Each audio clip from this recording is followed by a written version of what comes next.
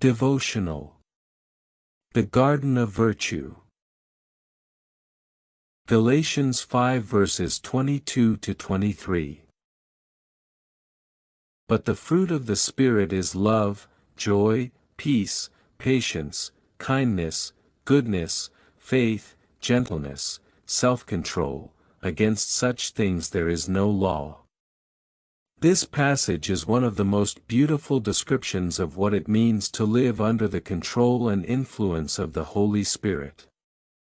Paul contrasts the barren works of the flesh with the fruit of the Spirit, a set of 9 interconnected virtues that are not achieved by human effort but spring naturally from a life connected to Christ. This fruit is the tangible evidence of God's presence in the believer. 1. The organic nature of fruit. The use of the singular fruit, not fruits, indicates that these 9 qualities are not separate choices, but interdependent aspects of the same character. Love is the root from which joy, peace, and the other virtues grow. We cannot choose one virtue and discard another. The ripe fruit is manifested in its fullness. 2. God's character in action. The 9 virtues are a picture of the character of Jesus, and are the visible evidence of the Spirit at work in us.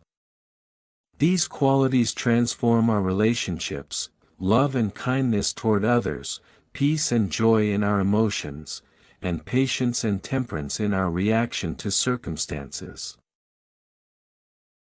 3. Liberation from the law. The conclusion, against such things there is no law, frees us from legalism. When the fruit of the Spirit is present, the law is no longer a list of forced rules, but the natural description of a life that pleases God. Justice flows freely from a transformed heart. Practical applications. 1. Evaluate the root, not just the performance. When you detect a deficiency in one of the virtues, e.g., lack of patience, don't just try to force the behavior. Ask yourself if your connection to Spirit needs to be rekindled. 2. Look for virtue in contrast. Ask the Holy Spirit to give you patience when you're in a traffic jam, and temperance when you're facing temptation. Virtues are tested and manifested in adversity. 3. Pray for whole fruit. Instead of praying just for love, ask for all the fruit of the Spirit in your life. He recognizes that they are a comprehensive package for full maturity. Conclusion.